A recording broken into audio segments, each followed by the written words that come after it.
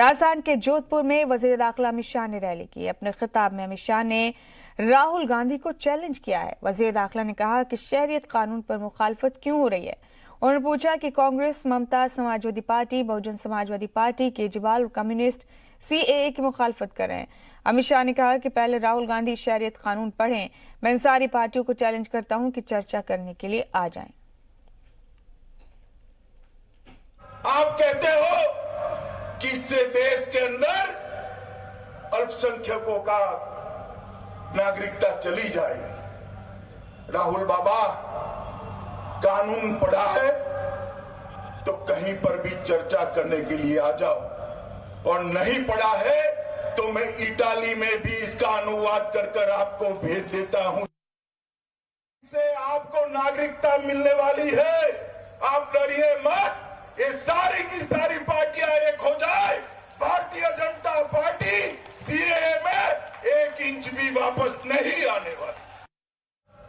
और इस सीएए कानून के लिए, नागरिकता संशोधन कानून के लिए हम देश की जनता के सामने हमारा पक्ष लेकर जाए। दीदी, एचपी, बीएसपी, ये केजरीवाल एंड कंपनी, ये कम्युनिस्ट, ये सारे विरोध कर रहे हैं।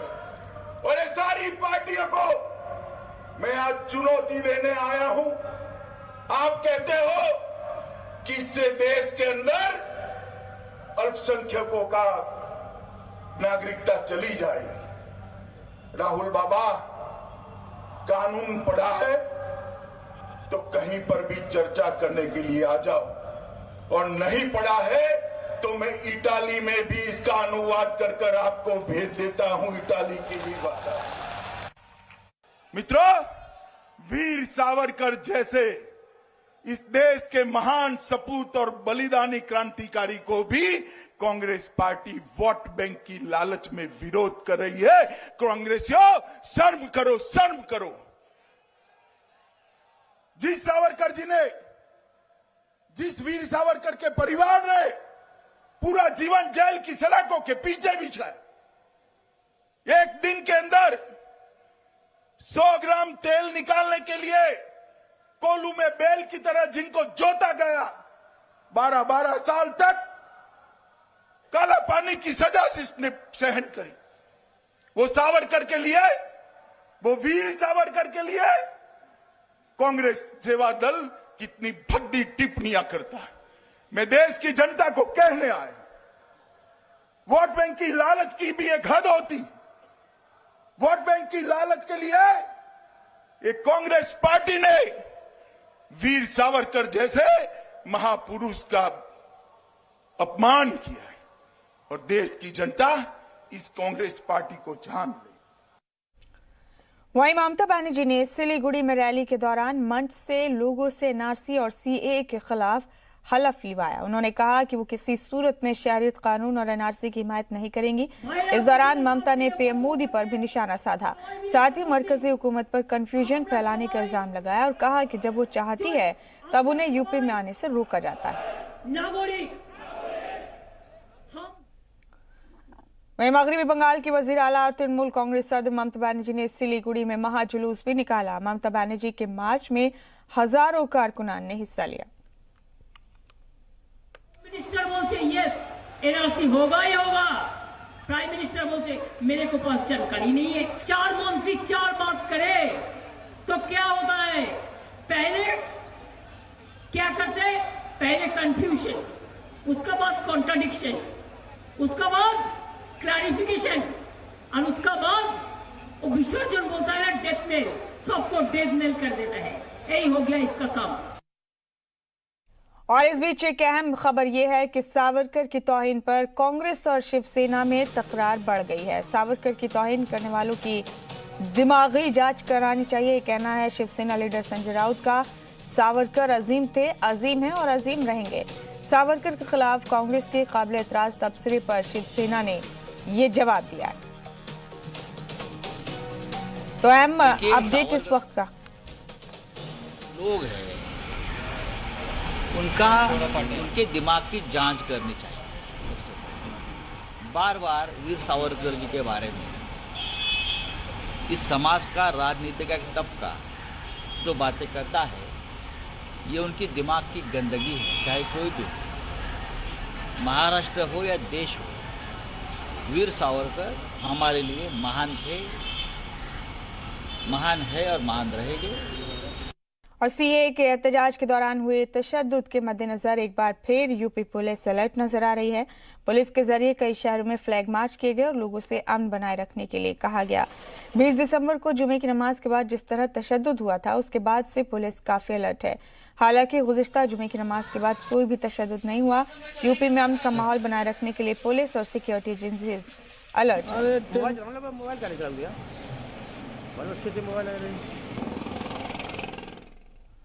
वहीं यूपी की फिरोजाबाद पुलिस ने 200 लोगों की पहचान करके उन्हें नोटिस जारी किया है, लेकिन नोटिस जारी होने के बाद अब पुलिस की कार्रवाई पर सवाल उठने लगे हैं, क्योंकि पुलिस ने एक मालूम शख्स के खिलाफ भी नोटिस जारी कर दिया है। जानकारी के मुताबिक पुलिस की जानिब से जारी नोटिस में बन्ने खान का नाम भी शामिल है।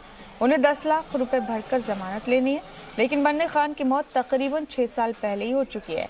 बन्ने खान के अलावा लिस्ट में 90 साल के सूफी अंसार हुसैन का भी नाम शामिल है। सूफी अंसार गुज़िश्ता 58 साल से जामा मस्जिद में रहते हैं और तवील वक्त से बीमार चल रहे हैं। वहीं 93 साल के फसाहत मीर खान का नाम भी इस लिस्ट में शामिल है, जो काफी वक्त से बीमार होने की वजह से बिस्तर पर ही लेटे हैं। वहीं जब जी मीडिया ने इस बारे में इंतजामिया से बात की तो उन्होंने मामले की जांच की बात कहकर पल्ला झाड़ लिया। इंतकाल जो है इनका 6 साल पहले हो गया। पुलिस ने जो है इनके खिलाफ जो भी नोटिस वगैरह जो भेजा, अभी तो आया नहीं है मेरे पास नोटिस। मतलब ये है कि इन्होंने इसको जो है अखबार में दे दिया था। मेरे जो है वालिद का नाम जो है हाजी मोहम्मद का नाम है, मेरा नाम सरफराज है। मेरे वालिद का नाम जो है हाजी बन्ने नाम है और मोहम्मद बल्दियत मुन्ना खां है इनकी। तो कहना ये चाहेंगे इधर के मतलब ये है कि पुलिस को इसकी इंक्वायरी करनी चाहिए, तहकीकात करनी चाहिए कि ये लोग हैं दुनिया में कि नहीं है। और हमारे परमाणु सर्टिफिकेट है इनका, मित्र सर्टिफिकेट। मेरी ये समझ में नहीं आ रहा कि पुलिस ने मुझे पाबंद किया है। कोई मेरे पास तो इन्फॉर्मेशन है नहीं पाबंदी की, कोई इन्फॉर्मेशन नहीं है। हाँ, अखबारों में लोगों ने मुझे बताया है। मैं तो असल में 25 दिसंबर को गया था सर गंगाराम हॉस्पिटल और कल वापस आया हूँ। तो कल आके ही मुझे पता चला। फिर वो अजीम भाई मेरे पास कल आए थे, उन्होंने बताया, तो मेरी तो नॉलेज में ही नहीं है। सिर्फ इतना कहना है कि फसाद मीर खां जिनका नाम, जिनकी पहचान, जिनका सम्मान ही मानव सेवा और समाज सेवा है, और इसी सेवा की वजह से मेरे वालिद को जो है राष्ट्रपति एपीजे अब्दुल कलाम जी से राष्ट्रपति भवन में मुलाकात का सौभाग्य प्राप्त है, इसी सेवा की वजह से। तो ये समझ में नहीं आता कि आखिर पुलिस क्या कर रही है। यूपी के मेरठ तशद्दुद में भी पीएफआई और एसडीपीआई की साजिश सामने आ रही है। अब तक दोनों तंजीमों के कुल 4 लोगों को गिरफ्तार कर जेल भेजा जा चुका है। पुलिस ने तशद्दुद के दिन के वीडियो भी जारी किए।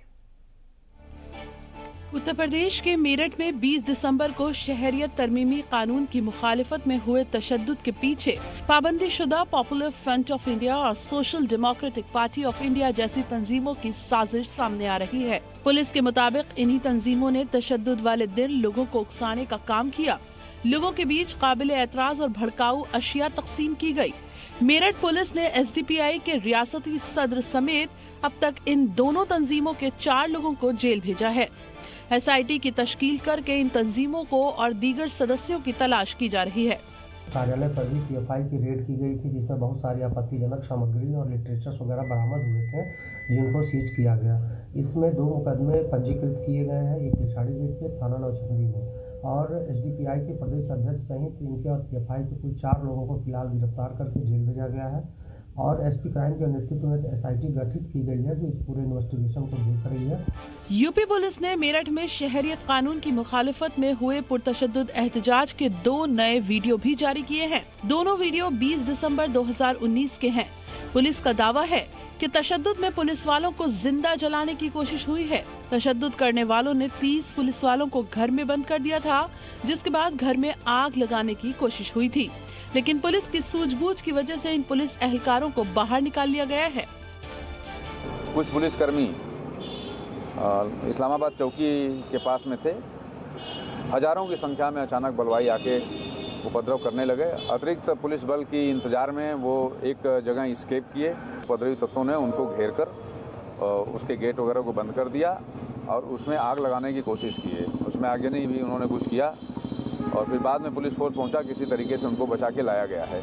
मेरठ के लिसाड़ी गेट इलाके में शहरियत तरमीमी कानून की मुखालिफत में तशद्दुद मामले में अब तक 13 मुकदमे दर्ज किए गए हैं। पुलिस ने तशद्दुद करने वालों में शामिल लोगों के फोटो और वीडियो की बुनियाद पर पहचान की है, जिनके पोस्टर भी शहर में लगाए गए हैं। पुलिस ने तशद्दुद वाले दिन पुलिस पर फायरिंग करने वाले 3 लोगों के फोटो भी जारी किए हैं, जिनका ताल्लुक PFI से बताया जा रहा है। Bureau report, Zee media. Uttar Pradesh के मेरठ SP सिटी के पाकिस्तान भेजने वाले बयान का मामला कौमी इंसानी हुकूक कमीशन के पास पहुंच गया है। ऑल इंडिया यूनियन मुस्लिम लीग ने बाज़ाब्ता एक खत भेजकर इसकी शिकायत दर्ज कराई है। हालांकि अक़लियती उमूर के मरकजी वजीर मुख्तार अब्बास नकवी ने भी ऐसे लोगों पर फौरन कार्रवाई की बात कही थी। ये रिपोर्ट देखिए जरा।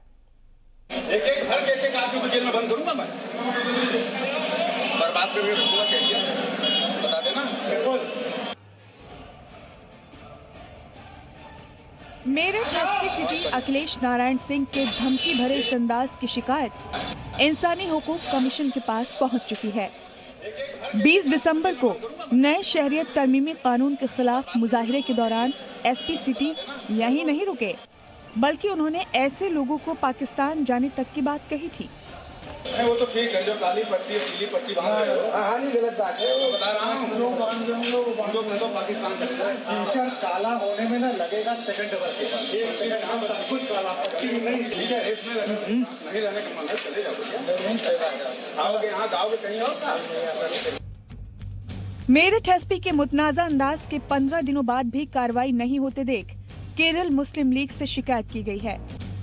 SP सिटी का ये अंदाज सोशल मीडिया पर वायरल हुआ तो पुलिस ने इसे नफरत फैलाने वाला कदम बताया और डिप्टी CM केशव प्रसाद मौर्य भी पुलिस का दिफा करते नजर आए। हालांकि अक़लियती उमूर के मरकजी वजीर मुख्तार अब्बास नकवी ने ऐसे लोगों के खिलाफ फौरन कार्रवाई की बात कही थी, खतरनाक बता रही हैं। देखिए, अगर वो बयान सही है तो वो निंदनीय बयान है। अगर वो बयान सही है तो ऐसे पुलिस अधिकारी के खिलाफ फौरन कार्रवाई होनी चाहिए, इमीडिएट कार्रवाई होनी चाहिए, अगर वो बयान सही है तो। SP का जो बयान है, मैं समझता हूं कि उस पर विवाद का कोई औचित्य नहीं है। उन्होंने सारे मुसलमानों के लिए इस प्रकार की, जहां तक मैं समझता हूं, बात नहीं कही। जो पाकिस्तान जिंदाबाद का नारा उनके सामने लगाते हुए उपद्रव कर रहे थे, पत्थर फेंक रहे थे, उनको मेरठ पुलिस के इस अंदाज पर उस वक्त प्रियंका गांधी समेत दीगर ऑपोजिशन जमातों ने भी नाराजगी जताई थी, लेकिन इंतजामिया और हुकूमत की खामोशी के बाद इसकी शिकायत कौमी इंसानी हुकूक के पास पहुंच गई है। Bureau report, Zee media. और CAA के खिलाफ जारी मुजाहिरा रुकने का नाम नहीं ले रहा। पुलिस की सख्ती को देखते हुए जहां समाजी तंजीमों के साथ मिलकर मुस्लिम खवातीन ने एहतजाज की कमान संभाल ली है, और केरल में माजूर तबके ने बड़ा मार्च निकालकर CAA से आजादी के नारे लगाए। ये रिपोर्ट देखिए जरा। आजादी, तुम भी बोलो आजादी, तुम भी बोलो आजादी, तुम भी बोलो आजादी, इधर से बोलो आजादी, हम नहीं झुकेंगे आजादी, मिलकर बोलो आजादी। CAA के खिलाफ बाएं महाज की जानिब से मुजाहिरे के ऐलान का असर कई रियासतों में दिख रहा है। कर्नाटक के कुलबर्गी में आइनसाज डॉक्टर भीमराव अंबेडकर के मुजस्समे के सामने एहतजाज किया गया। इस दौरान पार्टी हामियों ने आज़ादी के नारे लगाए।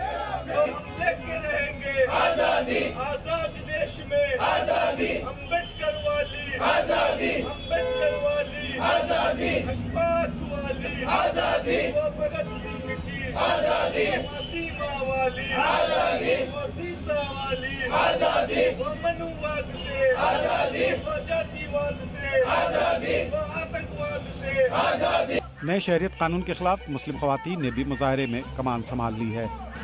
हुबली की छोटी असेंबली के सामने दीगर तंजीमों के साथ मिलकर मुस्लिम खवातीन ने आज़ादी के नारे बुलंद किए, तो केरल में माजूर लोगों ने हुकूमत के खिलाफ मार्च निकालकर अपनी नाराजगी का इजहार किया। इस दौरान माजूर भी ऐसे हालात से आज़ादी के नारे लगाते नजर आए।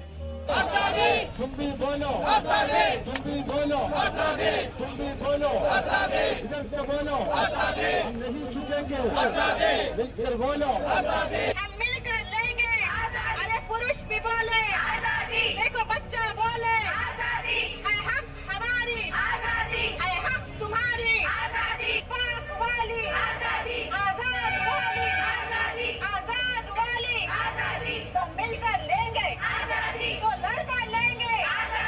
नए कानून को लेकर बीजेपी बेदारी मुहिम चला रही है।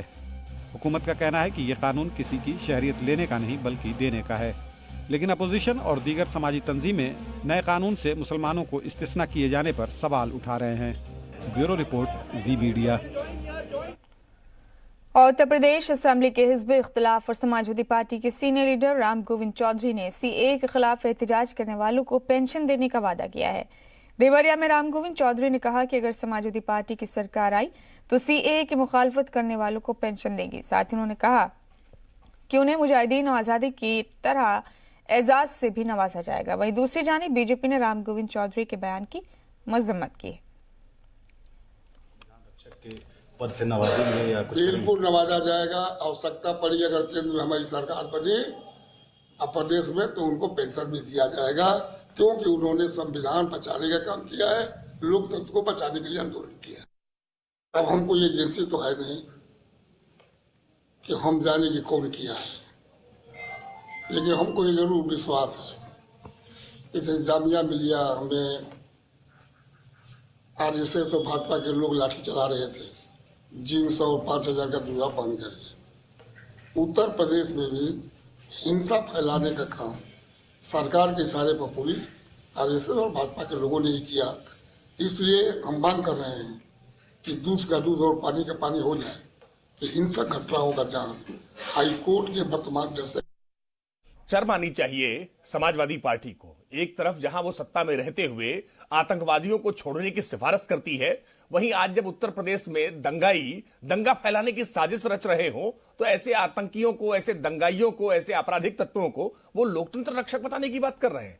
डॉक्टर लोहिया के विचारों पर चलने वाली समाजवादी पार्टी आज कहां आकर खड़ी हो गई है? ये अपराधियों के पक्षधर है, ये आतंकियों के पक्षधर है, ये दंगाइयों के पक्षधर है, लेकिन किसी भी दंगाई पर कोई रहमदिली नहीं होगी, पूरी कठोरता से कार्रवाई होगी। और सत्ता में आने का स्वप्न समाजवादी पार्टी मत देखे, क्योंकि दंगाइयों को संरक्षित करने वाली सरकार अब उत्तर प्रदेश में नहीं आने वाली। और हिंदुस्तान अब दूसरे ममालिक को बता रहा है कि शहरियत तरमीमी कानून पाकिस्तान, अफगानिस्तान और बांग्लादेश से हिंदुस्तान में आए अक़लियतों की शहरियत के लिए है। इसका मकसद किसी की शहरियत छीनना नहीं है। वज़ारत ख़ारजा ने सारे सफ़ीरों और सफ़ारत खानों को कहा है कि दूसरे मुल्कों को सीएए के बारे में जानकारी दें। वज़ारत ख़ारजा ने शहरियत कानून और एनआरसी को लेकर दुनिया भर के ममालिक में राब्ता किया है। वज़ारत ख़ारजा के तर्जुमान रवीश कुमार ने बताया कि हिंदुस्तान ने दूसरे ममालिक को बताया है कि सीएए और एनआरसी के पीछे उसका मकसद क्या है। वज़ारत ख़ारजा ने सारे सिफारत खानों को कहा है कि दूसरे ममालिक को सीएए के बारे में जानकारी दें। We did tell them that to share our perspectives on CA and NRC to the host government. वज़ारत ख़ारजा ने कहा है कि हमने सभी ममालिक से कहा है कि एनआरसी और सीएए दोनों अलग अलग अमल हैं। रवीश कुमार ने कहा कि ज्यादातर ममालिक ने माना है कि ये भारत का अंदरूनी मसला है। ये तो हमने बताया है कि दोनों अलग अलग प्रोसेस हैं। सीए और एनआरसी का आपस में कोई संबंध नहीं है। सीए के एनआरसी के बारे में हमने यही बताया है कि ये सुप्रीम कोर्ट मैंडेटेड प्रोसेस है, ये हमारा इंटरनल मामला है और ये जो हम कर रहे हैं, ये this is the direction by the supreme court, it is mandated by the supreme court and also monitored by the supreme court. Bureau report, Zee Media. वहीं प्रेस क्लब में सीएए, एनआरसी और एनपीआर को लेकर एक प्रेस कॉन्फ्रेंस मुनाकिद की गई। इस press conference में आला शख्सियात ने हिस्सा लिया। साबिक खारजा सेक्रेटरी शिवशंकर मेनन भी इस प्रेस कॉन्फ्रेंस में मौजूद है। दिल्ली के साबिक एलजी नजीब जंग ने भी इस पीसी में मौजूद रहकर अपनी बात कही। नजीब जंग ने बयान दिया कि एहतजाज को रोकना है तो जो सरकार ने कहा है वो चीजें सामने आए। नौजवान सड़कों पर हैं, ये हिंदुस्तान के लिए अच्छा नहीं है। अभी यूनिवर्सिटी बंद है, जब खुलेगी तो फिर लड़के सड़क पर आएंगे। पीएम ने कहा है कि एनआरसी नाफिज नहीं की जाएगी, लेकिन क्या ये सही है?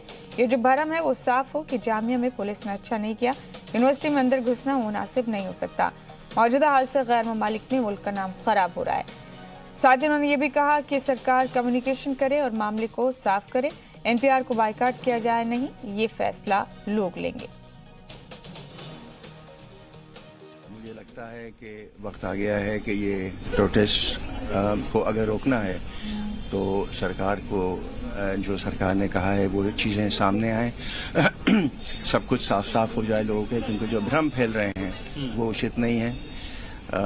नौजवान सड़कों पे हैं, ये हिंदुस्तान के लिए अच्छा नहीं है। अभी यूनिवर्सिटीज़ बंद हैं, हफ्ते भर में यूनिवर्सिटीज़ खुलेंगी और फिर लड़के सड़कों पे आएंगे या बच्चे सड़कों पे आएंगे। उसको रोकने के लिए सरकार को वाज़ेह करना चाहिए सभी पे कि क्या मंशा है। प्रधानमंत्री जी ने कहा है कि एनआरसी को लागू नहीं किया जाएगा, लेकिन क्या ये सही है, क्या ये नहीं है? ये जो भ्रम है लोगों के जहन में, ये ख़त्म होना चाहिए। सर, आप वीसी भी रहे हैं उस यूनिवर्सिटी के, जामिया के तो, और बड़े करीब से उस यूनिवर्सिटी को देखा है।